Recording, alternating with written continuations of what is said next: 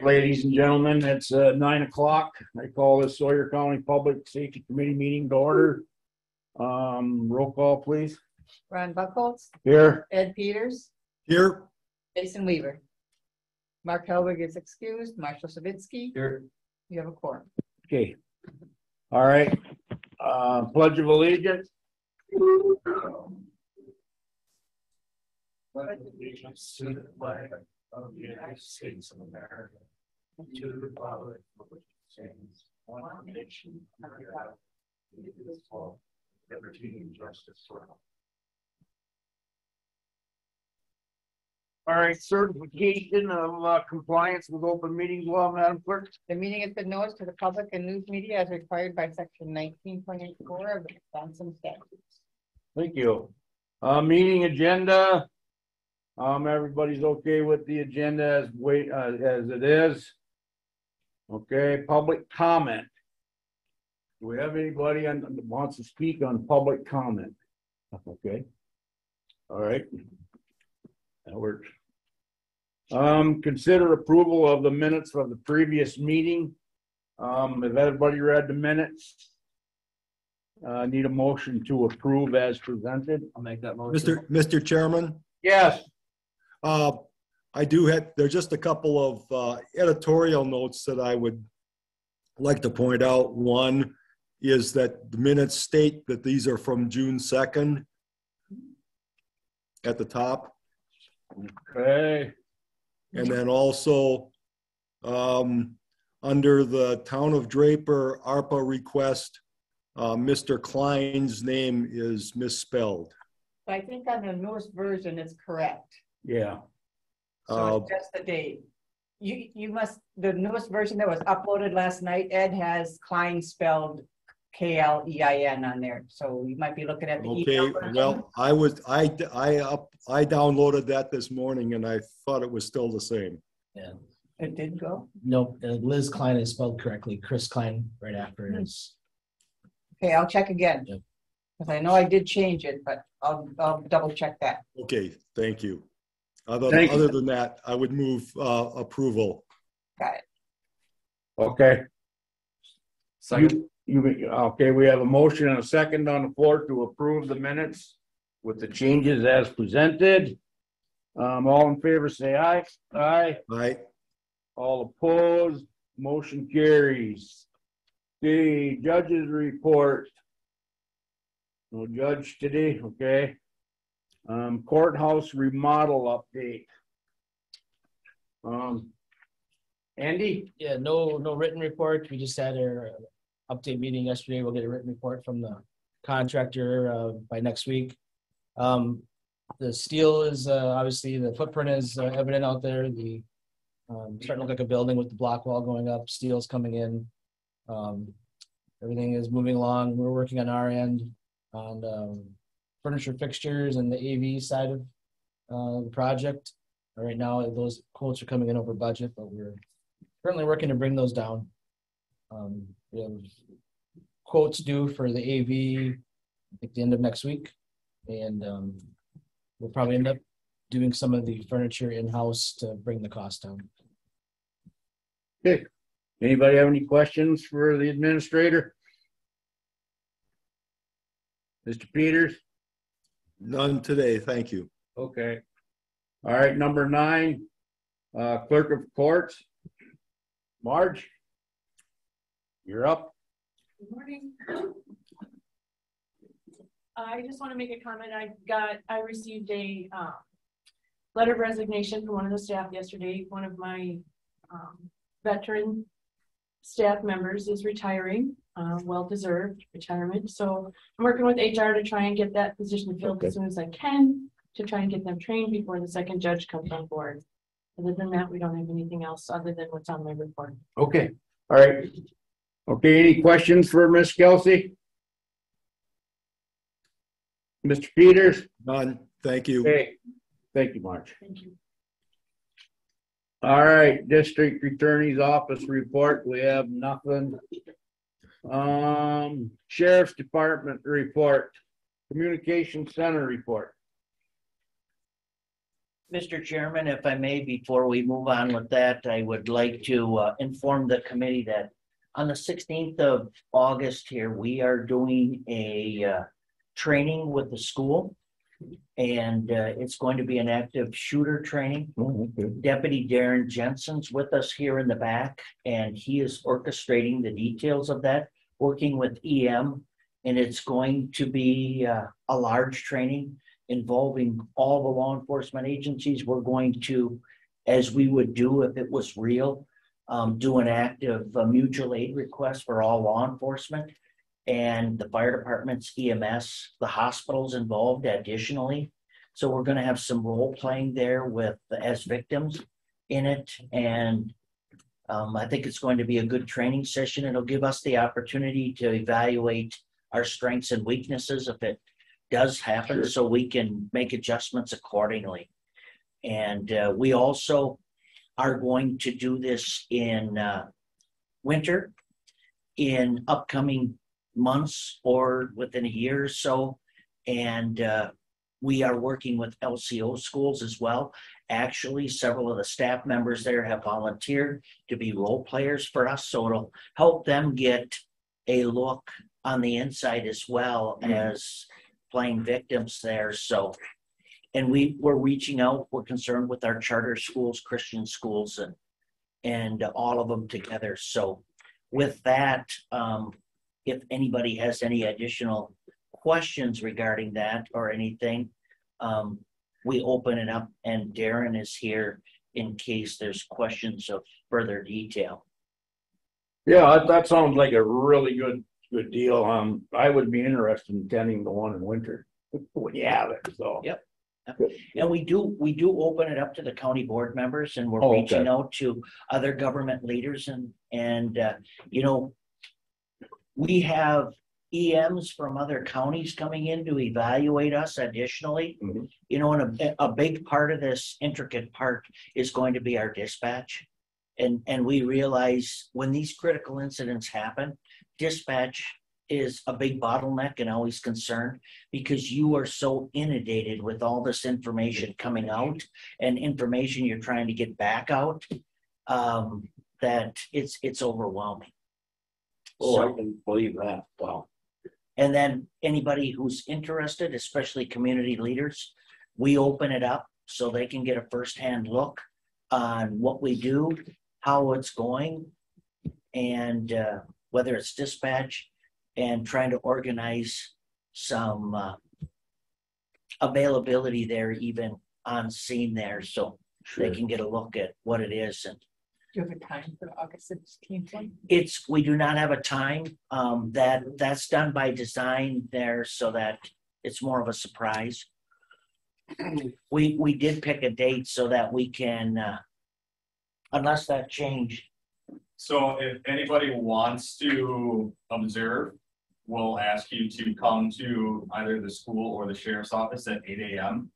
Because from there, we'll give you a high visibility vest to signify that you're out of role for anybody, and be able to put you where you maybe want to observe, whether that's at the school, in the communication center, the response for patrol, anything like that. So if you guys wish to attend and observe, just show up either at the Hayward High School at 8 a.m. or the sheriff's office at 8 a.m. and then we can get you to wherever you want to observe at. Okay. Any questions, Mr. Peters? I guess the only one, I appreciate very much being informed as to when the winter training is going to occur. Yeah, we were tentatively planning for next fall for winter one, just logistically speaking. Doing this Hayward one has been intense, putting everything together. Certainly. Get the So bugs out of it. we're going to invite the winter school staff to attend this one so they can have an understanding, and maybe it won't be as intense trying to get the winter one planned, but tentatively we're looking at next fall for that one. Okay, Okay, thank you very much. thank you. I do want to mention too, I think it was 3 years ago, we had a training, and the plan was to do this every year. But with COVID, the schools had policies there. Nobody they didn't want anybody additionally in the school as well as for the training session. So this has kind of been on hold for a couple of years. So this has actually been in the making for 3+ years to go through the school systems here and stay, you know, as current and active as we can when it comes to training issues here. And we want to work the school staff into it so they have a better understanding if that tragic day comes, so they have a better understanding of what their role should be and is going to be, what our role is, to minimize the confusion and chaos, because it's going to be just that, no matter how much you train. But the goal is to do our best to reduce it. Yeah, because there's so much of this school stuff going on nowadays. I'm really happy to hear that you guys are going to do that. I mean, it's a great thing. Yeah. So, all right, thank you. You want to add anything? Yeah. The other thing, I had recently just attended the Federal Law Enforcement Training Center response to active shooters. I attended that last week prior to my vacation, and it's something that I'm going to meet with my administration about to try to get a training up here for it. The Federal Law Enforcement Training Center offers it free. All we got to do is provide a location and a minimum number of students. So part of my job for the active shooter exercise on the 16th is going to be evaluating law enforcement response and faculty response, as I am the ALICE instructor for the county too, one of them. So we're going to work to get everyone kind of on the same page. That way we can blast it out to our staff and surrounding staff, how everyone's going to respond, so we can kind of keep it universal so we understand what is happening. And it wouldn't matter if you're, let's say, a speech therapist that goes to the Winter School or the Hayward School, everyone will be trained the same so they understand where to go no matter what building they're in. So I guess one other question, being as I'm a past Head Start employee, are you guys going to get them involved in like the Hayward one up there? I mean, it sits up there all by itself.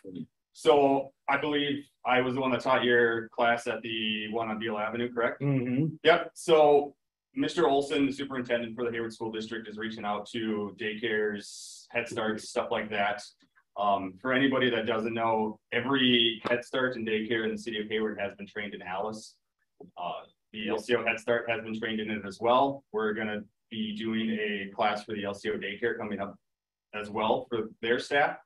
But Mr. Olson is going to be reaching out to these area schools and daycares and stuff like that to kind of give them their plan and to let them know what their organizational structure is for it, and see if maybe they want to observe or anything like that as well. Okay, thank you.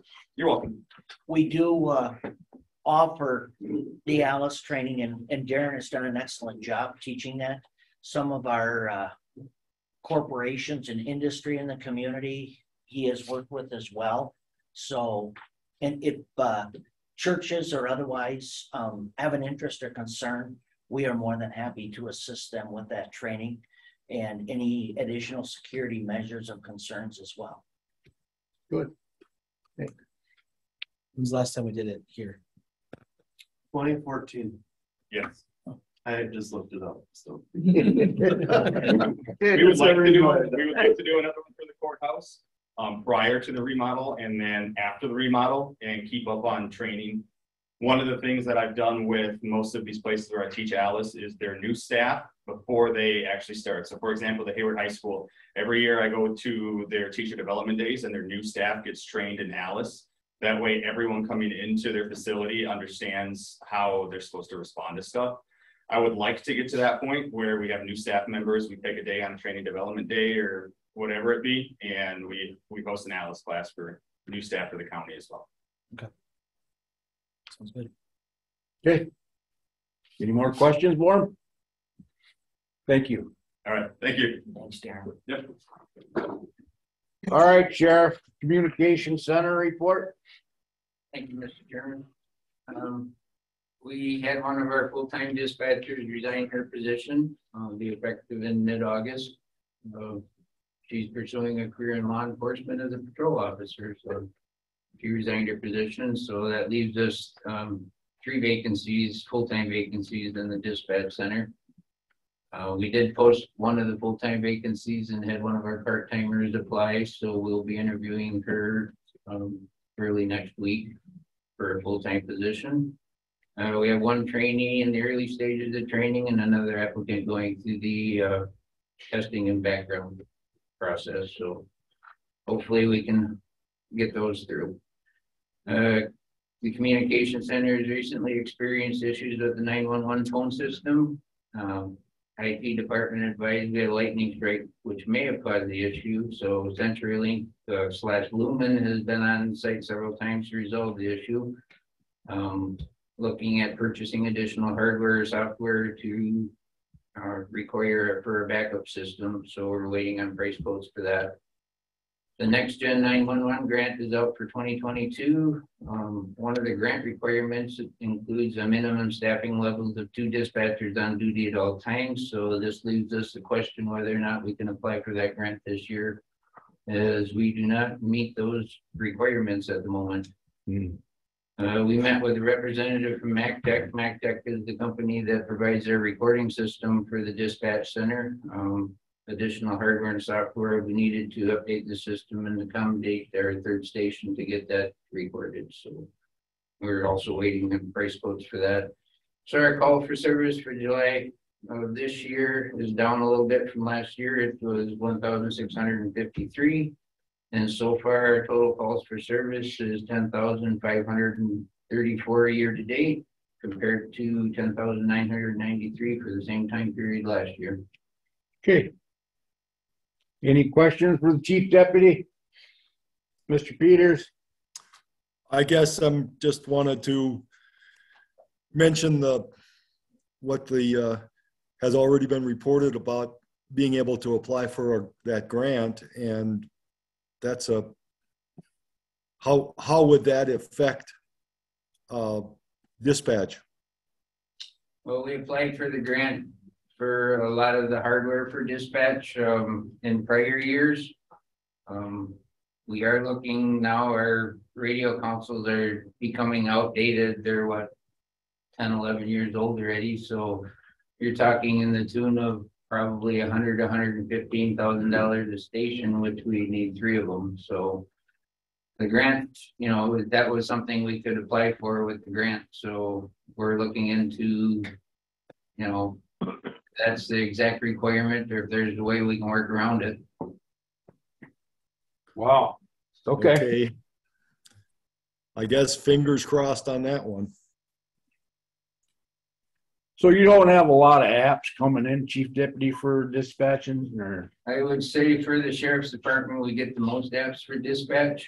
Oh, you do? Okay. We lose a lot of those applicants during a shadow process. When they sit down there and see what it actually is.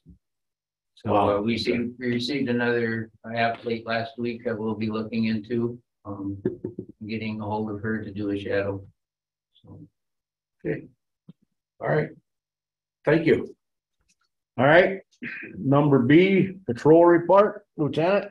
Thank you, Mr. Chairman. You can see from our report that I've filed, our call volume has gone a little bit down, about 989 calls service that our deputies went to. It is pretty on track to what we had this time last year with 1,067. You can see from our community maps that we did have a fatality in our county that occurred recently. That brings our total for the year up to 2 fatalities, 170 total crashes, 45 personal injuries. That is within the average that we've been seeing in the last 10-year trend through community maps. We definitely do not want to see our fatalities raised any higher this year. We're continuing our development for our body-worn camera program. We've moved on to the ongoing stages. The evaluations are now on how we're doing our redactions with open records requests and for course footage. The feedback we've gotten thus far has been very positive. We've also moved from our track system. Our track system is how we issue citations, file accident reports with the state now. We upgraded that to a hosted environment with the state of Wisconsin. What that essentially means is they're doing all the heavy lifting when it comes to server side and hosting the information up on their servers and keeping it off of our servers here in the company. And as of now, I'm told it is a free service, but that could change in the next 4 or 5 years. Probably, yeah. Okay. All right. Any questions for the lieutenant? Mr. Peters? None here, thank you. Okay. Thank you. All right, jail report, Lieutenant Johnson's not here, so. I'll cover Okay. the jail report there. There are reports there. Our daily average population this month has been just over 83, down a little bit from last year. We're running about a third females, and probation average is 18 plus, and average pre-sentence is 53. So we have a lot, over half of our jail population is pre-sentence, and 12 unsentenced. We do have 2 on electronic monitor, and we have 22 housed in Barron.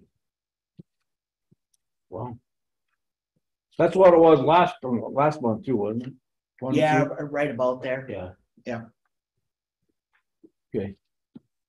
All right. Any questions for the sheriff on the jail report? Peter? No, sir, thank you. All right. Thank you, Sheriff. Communication system specialist report. Is Mr. Crux available? Yes, I'm online here. Okay, thank you. I just want to mention before John talks, and we've been working with him, we did this week start transitioning to our new Law D radio frequency. Oh, okay. We have had a few, minor glitches here and there. A lot of it's adjustments. John's been with us quite a bit this week here, helping us. And I spent some time myself, Steve also, the lieutenant, down in dispatch, working with them. John's gone through squads, and a lot of the challenges that we faced have been bad connections or antennas or otherwise. So it's been a good process of updating and taking care of some maintenance issues directly on the squads as well. But we are moving forward, and by and large, it does seem to, without question, give us better receiving and transmitting. We are also hoping, and we were hoping to have a better understanding or answer today, but we are hoping that we are able to receive and transmit in Winter and Hayward in our buildings, the schools, the hospital, and other businesses, which we have not been able to do on our WISCOM channel. So we're hoping that's better. From there, I'll yield to John so he can give you some further details. Okay. Go ahead, John. Thank you, Mr. Chairman. Thank you, Sheriff. So yes, as the Sheriff said, we have been moving over fully over since the microwave was put in.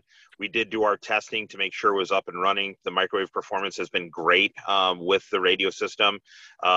It's even when we had our bad storms, we had a situation where I guess it looks like some power outage and stuff was done in the Meteor area, which actually took down one of the WISCOM towers for a prolonged period of time.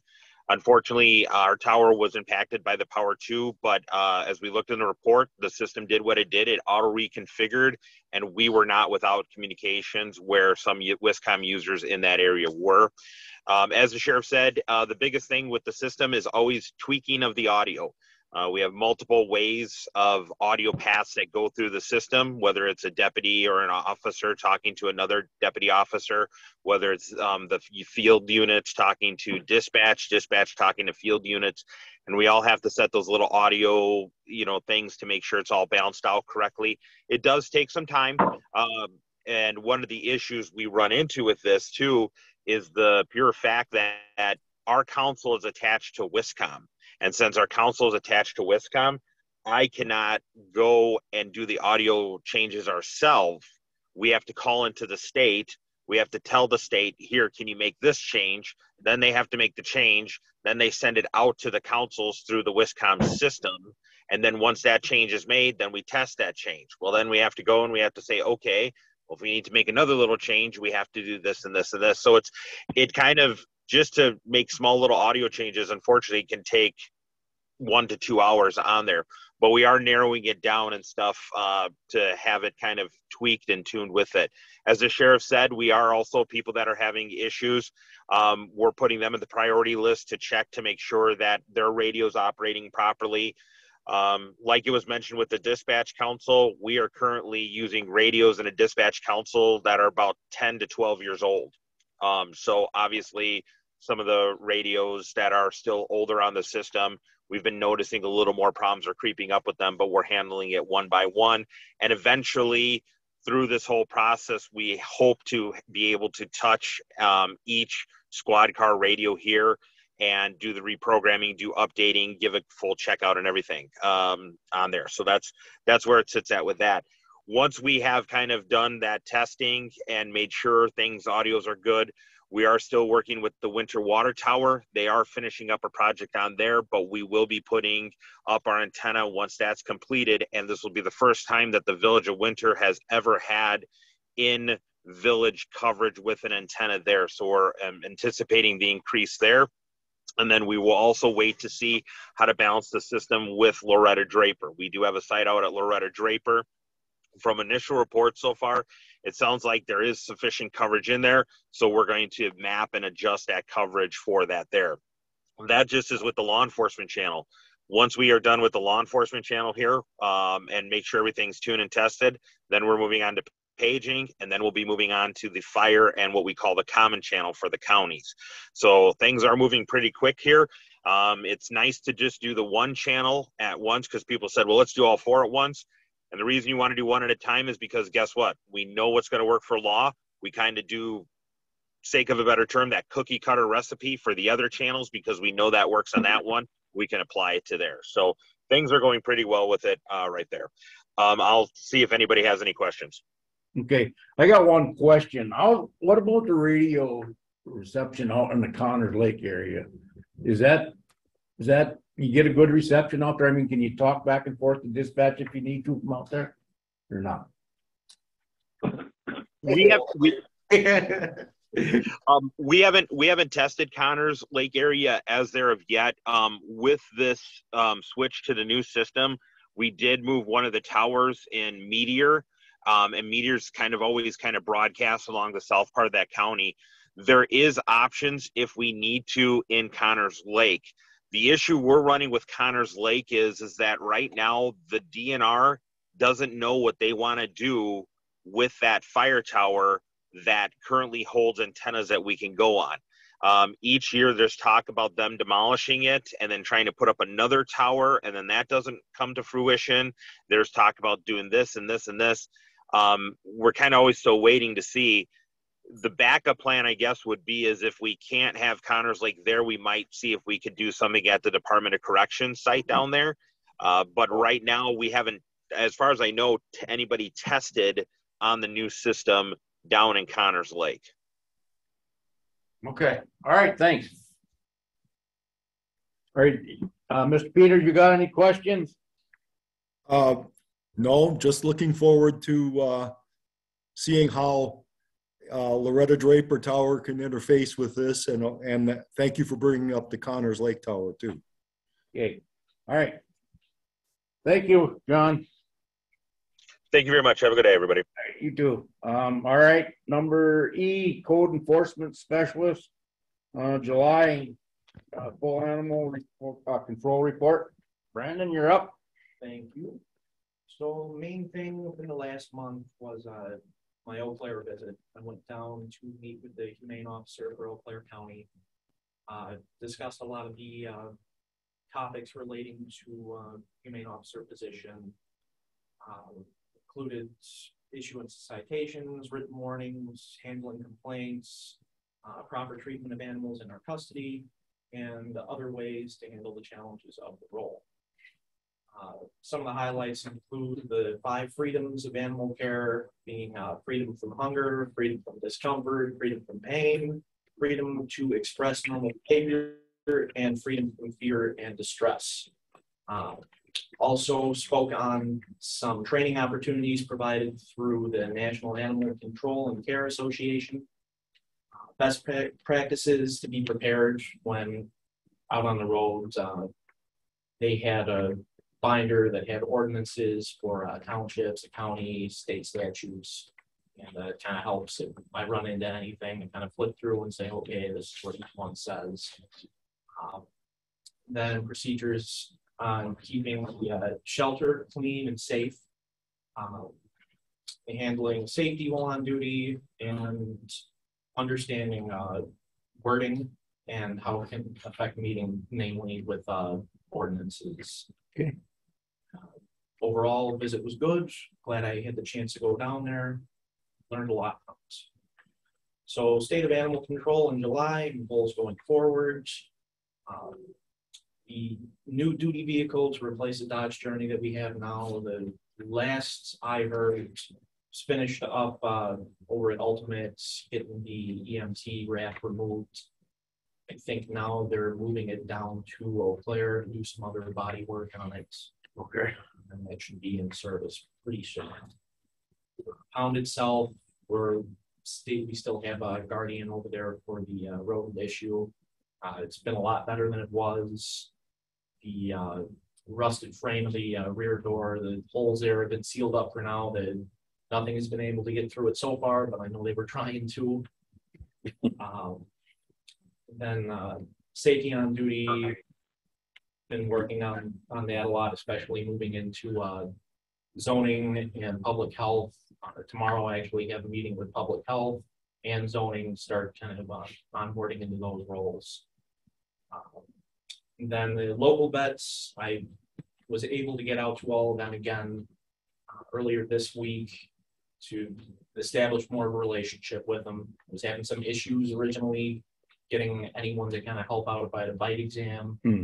I think things are better now. I spoke with everyone face to face. I think building that relationship kind of helps them. Okay, now we know who you are, we're more willing to help.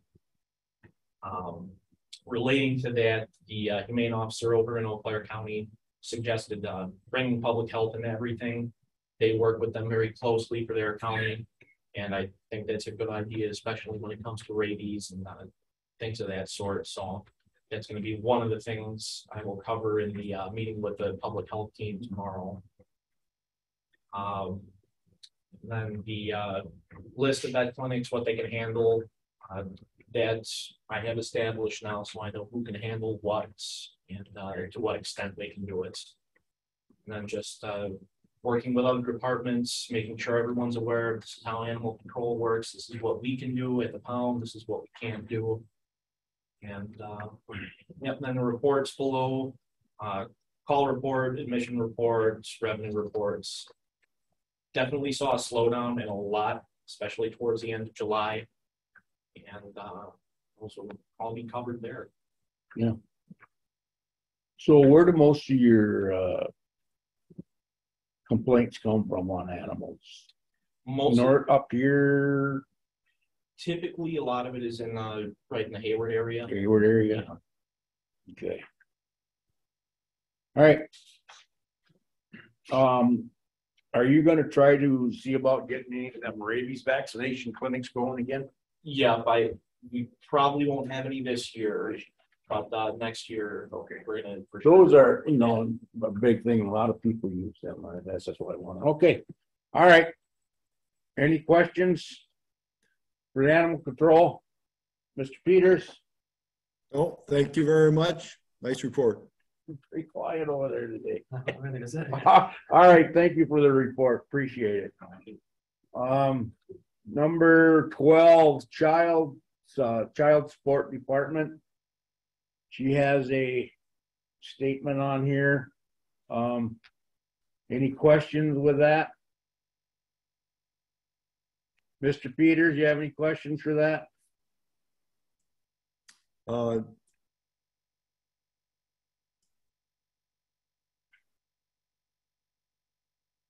No? No, sir, I'm sorry. I guess I clicked too many times. Okay. All right. Thank you. All right. Number 13, coroner's report. Is he on? Yes. Okay. Go ahead, coroner. All right. Well, right now I'm working on getting my deputies, especially the ones that run the most. They're doing some training, online training with one of the national leaders in death investigations.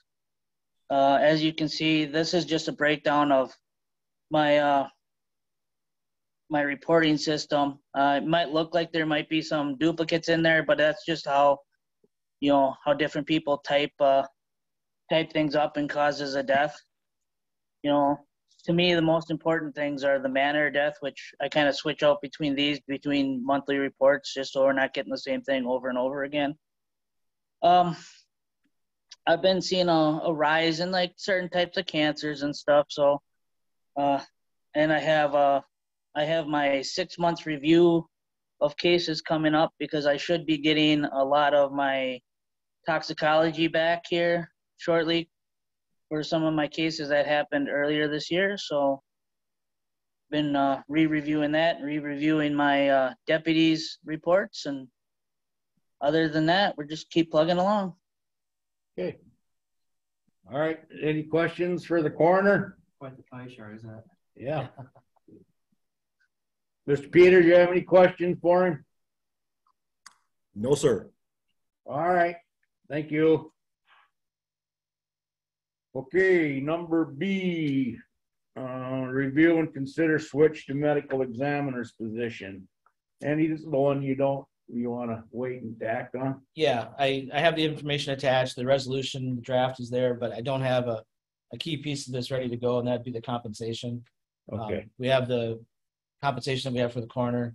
I've had a chance to meet with the current coroner and hear how things have been going and things that he is recommending for changes, and I've talked to some of the other counties, but I need to get that piece done. Okay. Really complete it. So that would be B and C, right? Correct. Okay. All right. Anybody have any questions on this or not? Okay. I was looking through. This is Ed. I was looking through the resolution, and I did have a couple of questions on there, and I guess I'll just convey those directly to Andy. Thank you. Okay. All right. Thank you. Number 14, emergency management / ambulance report. Yep. Good morning, everybody. So I just want to add with the active shooter that they were talking about earlier, that we will also have a tabletop for fire EMS on next Monday at 10:30 here in the assembly room. If you guys want to attend, that's fine. So that will be here, and that's just for EMS and fire to kind of go over what do we do during this active shooter event before the big exercise here in Neighbor. Also with the Alice training that the Sheriff's Department does, I've been getting quite a few requests lately for like draft plans for active shooters, especially with churches. And so I'm trying to dig through and try to figure out what we can get these requests.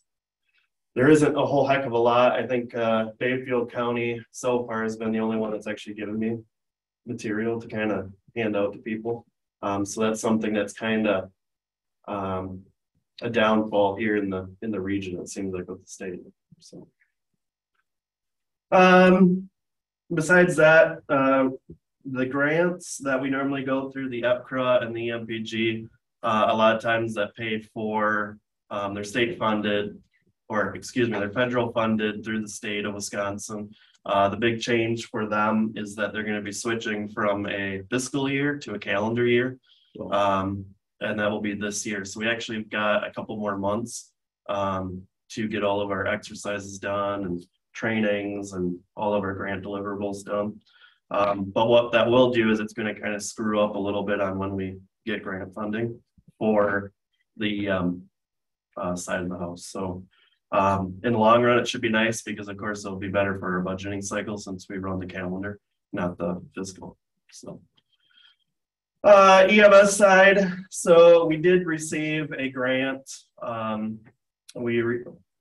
In the end, we'll receive $28,881. That's the FAP funding, the Funding Assistance Program through DHS. Normally, we get about $5,000. The reason why we've gotten so much more this year is because of the governor has been making a lot of press releases lately for like the $8 million that he included from the CARES funding to help with the FAP program. So again, we did receive that, and that'll be about 28,000, a little bit over, almost 29,000, excuse me. And then I did put in, there's another grant that will only be done for this year. That's to support EMS with the state again. It's the EMS Flex grant that they call it, and that of course it's CARES funding. We applied for it about $303,000. So we'll see if we get it. Just about I would say every EMS agency in the state is going to be applying for that funding. So we'll see how we come out on that. Staffing is still a little bit dicey once in a while. We did go through and we are hiring. We hired one full-time advanced EMT that'll be starting the 17th. And then we hired 3 part-time staff members. I'm going to say that probably 2 of the 3 are going to actually pick up quite a bit of what we have for open shifts. So I think I've got one starting Friday, I've got one Monday, next week Thursday, and then again the 17th. So we're going to be going through a lot of orientation. But still for full-time open positions, we still have 2 advanced, 2 paramedics, and 2 EMT full-time positions. So that's why I said it's a little dicey out there. But I do have, I think it's 2 applications we haven't even looked at yet. So we're still getting them.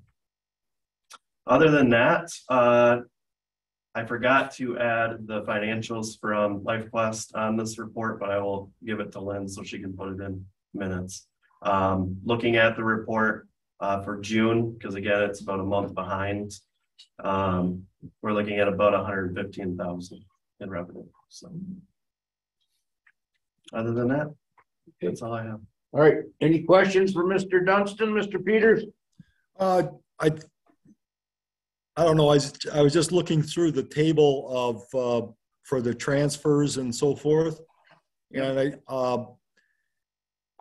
I noticed that there was a difference between the total number of transfers and then when you added up the individual locations, came out with some different numbers, and I was just wondering if there's anything on that. And I think the main thing comes down to January. It says 22 transfers, and there's 24 transfers actually going, or at least what I'm seeing over in the other columns. Okay, yeah, I'll take a look at it. It could just be my math is off, or my formula. But I would like to remind you too, the biggest thing on that volume is that I do want you to recognize how much transfers have gone down. And I know we've talked about it in committee previously, but I just want you to recognize that. And part of that is staffing, part of that is, we've got, because of how EMS is funded, I mean, it's getting pretty competitive out there with the big systems too, and what we can do. But at the same time, I mean, we do have a EMS agency that's more designated for 911 calls. So, I mean, that is our priority to make sure that we can cover those. But I just, every time I kind of look at that and I get a little bit of chest pain, because it does affect revenue. So I just want to put that out there. That's the big reason why I do those numbers. Sure. So, but I'll look at that, Ed, and I'll fix it. Okay. Thank you very much. Okay, any more questions for Mr. Dunstan? Yeah. But Have you had an ongoing recruitment for the ambulance garage? Hiring people? How long has that been going on for? A year. Pretty much since I've been here. I think last time we met, you didn't have any applications at all. Now we have 3 part-timers, you said, jumping on board, and A lot, so nothing medic, but you gotta remember, you just up the pay scale that's what I was gonna say. by that about wouldn't affect- $2 to $3 each level about there. So of course, I mean, Andy can speak about Rusk. I mean, we're already higher than Rusk, so I'm pulling 2 of them from Rusk County. So I mean, the money is doing what we were kind of. And that's the reason why we wanted to do that. Now, medic is going to be hard. Medic has always been hard. A lot of times, I mean, it's an employee, it's to their benefit. But that's why we do a lot of students. because we get a lot of paramedic students. We're normally like the most requested clinical site in the area for medics, and that's how we get them in. Hey, it's not so bad here in Sawyer, right? But we're just starting those again. And I don't know how many of them, I mean, it's kind of dwindling. The numbers, even the schools kind of starting to dwindle. A lot of those are already spoken for, but that's why we try extremely hard to, hey, this is a really good place to work. And, you know, it's fun to go to these interviews now because, and I don't want to make it sound like I'm, you know, just the director. And of course, it's the greatest service, but really quite truthfully, I mean, I really do believe that. And it's easy to sell. It's just, it's trying to get those apps. Now I know for the paramedic, we didn't have it posted.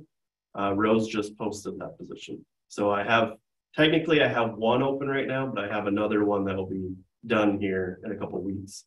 And that's nothing to say that's against for Sawyer County. The one medic that left is fired. He wants to be that big bad Chicago fire guy. So we went to apply, you know, that's something we can't provide. And then the other one is going back to school. And didn't think they could muster school time. So I'm curious, so when you do your interviews, who sits in on them interviews with you? Normally it's me and Rose. Not Andy? Okay, all right, just asking. No, we've never have. Okay. And the staff one is hard because we're such a small group. It's kind of like law enforcement. We know everybody, you know, and so it's always been HR and myself. Now, like my position, of course, was county board. Yeah. So. Yeah, I was just wondering. Thank you. So are those wages competitive now, or are they up to par with everyone else in the area? So I did do, we have MC or Mayo. Mayo does a wage study. We're very comparable. Our medic is a little low still, but our EMTAs are right in there. I think, just say that you mentioned Rusk. I think one of the effects of the wage adjustment we just made is that we're going to pull some people in at the AEMTs who are currently working in basic services but have the A license, and so they can come here now and use their A license here and get paid for it. You want it? Good. All right. All right. Any more questions for Mr. Dunstan? If not, okay. Thank you, Nate. Thank you. All right, number 15, Criminal Justice Coordinating Council update. Andy? Probably the biggest things there is the council is still discussing the opioid settlement, and the August meeting, they intend to make a recommendation to move up to the chain here at the county as far as how they feel the money should be allocated, and then also whether the county should take the payments over time, or if they have a project that would take advantage of a lump sum payment up front. And beyond that, the coordinating council essentially oversees Justice Point or the things happening there with diversion programming. So the diversion program is up and running and currently working on the TAD grant. We're working on the TAD grant for next year and getting the drug court up and running next year. Okay. All right. Any questions, Mr. Peters? No, sir.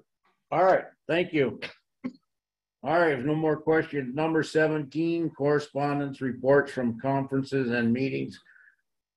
Other matters for discussion only. Having none, we're dismissed. We're adjourned. Thank you, everybody. Sheriff's Department, you guys be safe out there.